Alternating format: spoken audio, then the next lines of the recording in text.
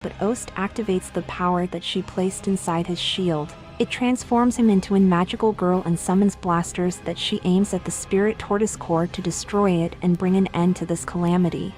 Ost lies unmoving on the floor while the book hero reveals that he still kept some of the souls that was collected and uses it to open a portal to another world so he can escape. Naofumi asks Ost why she did it, and she explains that he will no longer need to use the Wrath Shield because she has left something more powerful within him. Lark calls him over and tells them that they will head after the book hero to bring an end to this. But Ost tells Naofumi to go with them before the portal closes. He calls over his party to fulfill her last wish and jumps into another world. While Ost's life comes to an end and her soul ascends to a better place. Her spirit sparkles from the sky and spreads life everywhere it lands, and Vittoria prays for her soul to find peace. Naofumi awakens in a dungeon and sees Rishia by his side, but they have no idea where they are. He realizes that all their levels have been reset to 1 as it's revealed that Raphtalia has turned into a prison sentence. They leave their cell where Raphtalia is having a hard time adjusting to her younger body but promises Naofumi that she can still be his sword. They see a door that leads to the outside and find themselves on a beautiful beach. Raphtalia sees that the water is a no-no zone, so they choose to travel inside the forest instead. While walking, our party encounters the Soul Snatcher and Naofumi blocks its attack so Raphtalia can penetrate it with her sword. They realize that this gives them XP and begins massacring all the friendly animals that live in this new land. Our party discovers a pond that has clean water but finds that there was a Twitch mod hiding inside. The Kappa blows off Raphtalia against a tree and goes to finish the job, so Naofumi steps in to block all its attack. Raphtalia gets up to divide the monster, but its head game is too strong. They begin gangbanging the fugly creature relentlessly until it decides to taste the prison charge, but it gets bondaged and becomes a rain of Kool-Aid. Kazuna scolds them for leaving the room and reveals that she is the hunting hero, but Naofumi reveals that he's the shield hero, which confuses both of them. They return to the base and explain to her the story of how they came to this world. Kazuna tells them that she was trapped here by an enemy nation, but Naofumi questions how Glass fought against the waves without one of the heroes. Upon hearing her name, Kazuna begins freaking out because she's Glass's best friend. Naofumi says he can't trust her because Glass is their enemy, so she takes out her penetrator and deep throats him, but he took no damage from the attack.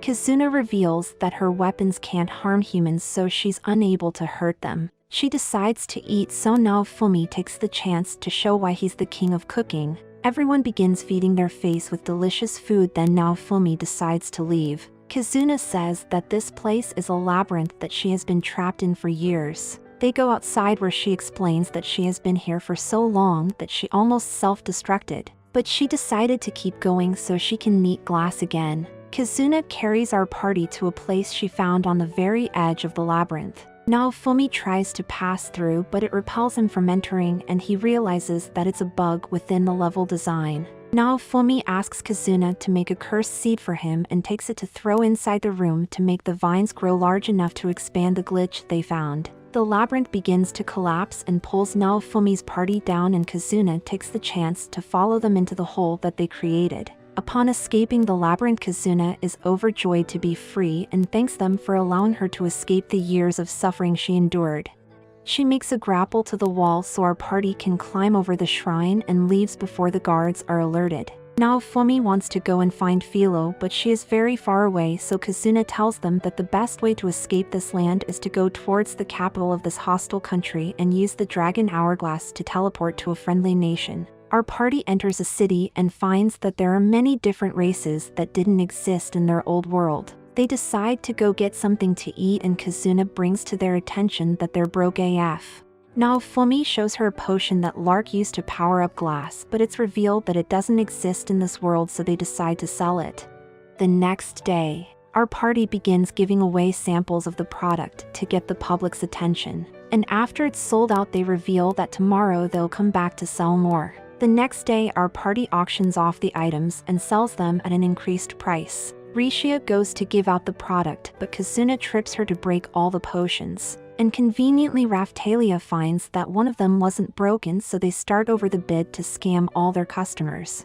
They use the money to get some new drip for the party, then buy a travel pass to get inside the capital of this nation. At the shrine holding the dragon hourglass, they see that it's under strict guard. Our party hears rumors that someone found out how to use the dragon hourglass without being a hero, and they see Kazaki exiting the shrine along with many followers who derides him while he walks away. It begins snowing, so they decide to find an inn before it gets too cold. Inside the room, Kazuna tells them that they have 6 days before the wave hits, and in that time they must find Filo, then defeat the book hero. So Raphtalia tells them that they should go use the hourglass now while the storm is masking their movements. Our party goes out into the blizzard and grapples over the walls of the shrine. They run until they arrive inside the building holding the hourglass. But when Kazuna opens the door, they find out that it was a trap and all the guards begin to surround them. Raphtalia goes to clear a path for our party while Kazuna defends the other side by burying the innocent guards alive so they'll never see their families again. They hide under a bridge and decides to split up to cover more ground and look for the hourglass. Naofumi enters a room and finds another dead end, but the guards begins to corner him.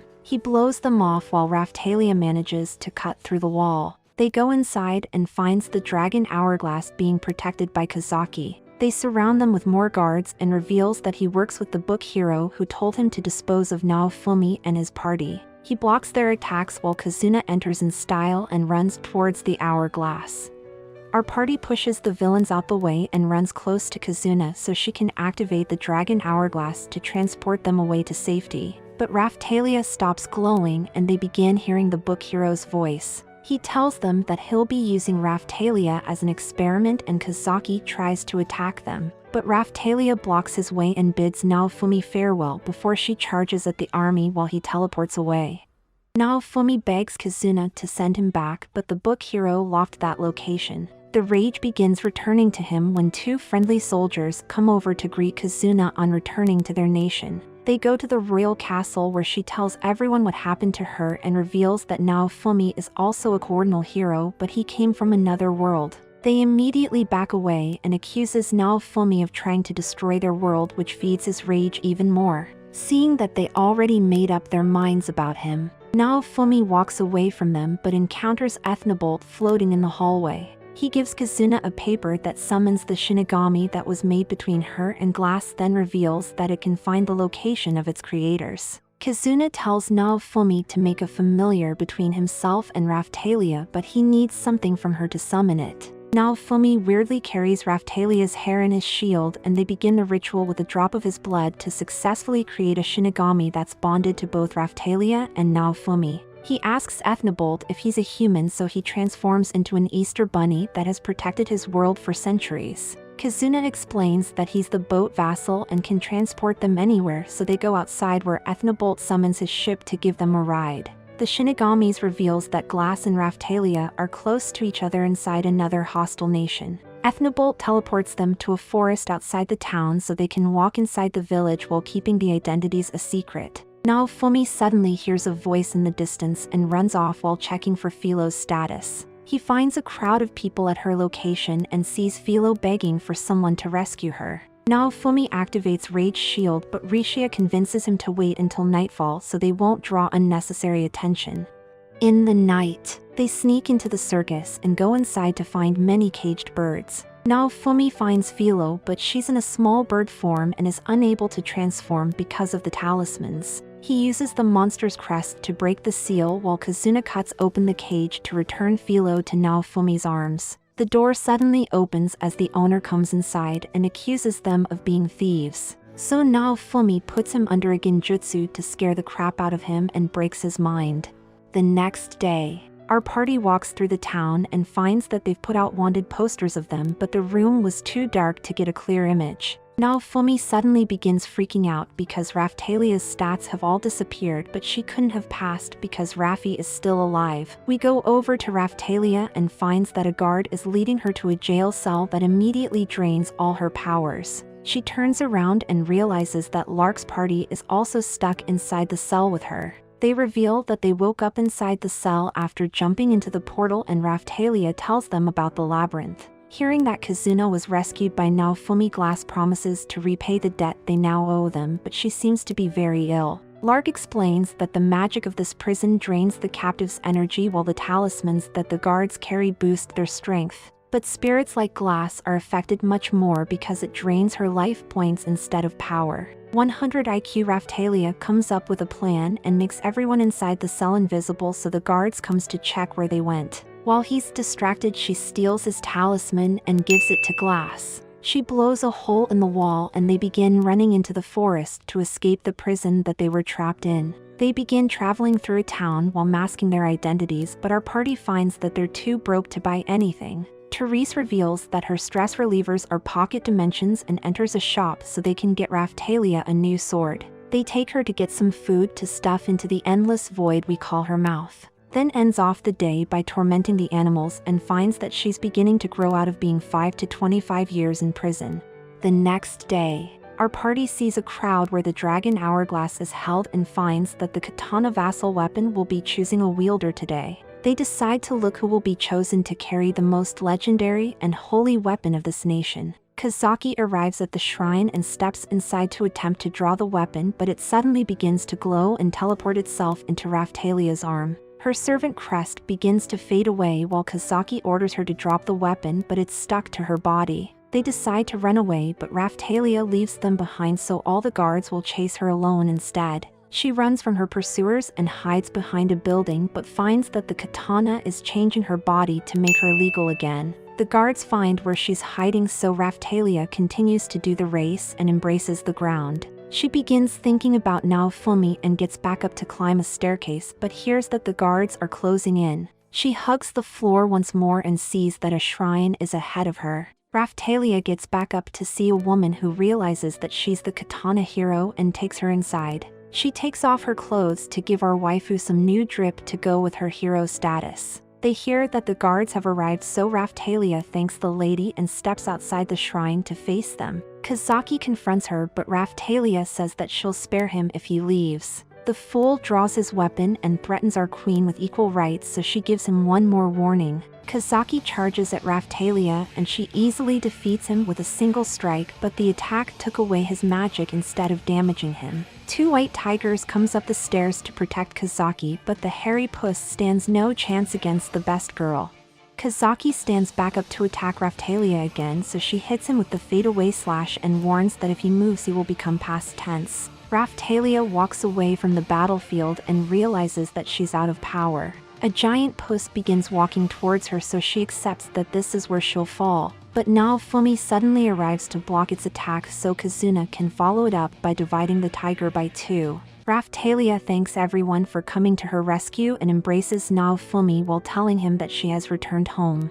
We find Kazaki being healed by the D-Riders, but the book hero comes to scold him for failing at everything he tried to do. The idiot starts moving and earns an invitation to heaven, while Yomogi joins the book hero's side and tells him that she'll take down everyone who stands in his way.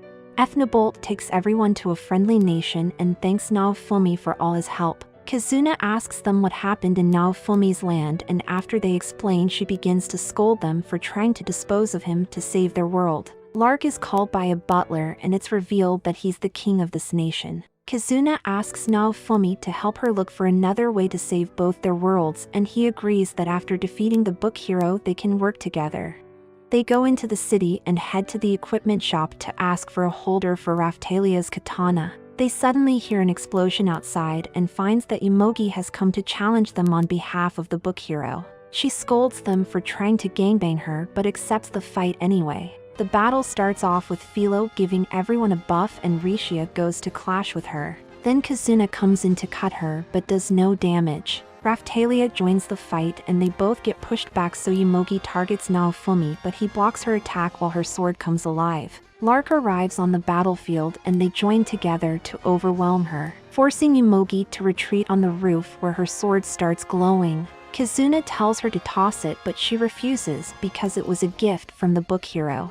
Therese buffs Lark's scythe, so he uses attack to disarm her, but the sword reattaches to Yomogi and begins to snatch her soul. Kazuna uses her rod to free her from its grasp, while Naofumi knocks it towards Glass so she can blow the sword away before it becomes fireworks. Yomogi begins scolding them for trying to prevent the book hero from stopping the wave. They take her prisoner because Kazuna wants to question her about the book hero's plan, but Naofumi reminds them that thousands of people became a hashtag from his actions. She still wants to find out what Imogi knows, so everyone leaves Kazuna with the prisoner alone and she immediately releases her. Kazuna tells her to have a seat so they can have tea, and Imogi reveals that she is the book hero's childhood friend, but while he studied she decided to become his bodyguard. She begins questioning what he did to make Naofumi hate him and says that if the book hero went too far for his goals he must be punished. However, she will face judgment alongside him.